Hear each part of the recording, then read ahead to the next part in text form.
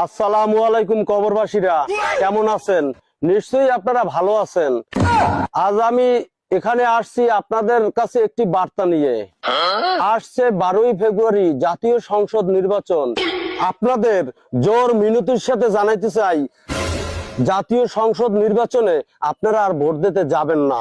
কারণ এবছর ডক্টর ইউনূস সাহেব প্রবাসীদেরও ভোটের ব্যবস্থা করা হয়েছে, জেলখানার আসামিদেরও ভোটের ব্যবস্থা করেছেন, এবং সরকারি যত চাকরিতে আছেন তাদেরও ভোটের ব্যবস্থা করছেন।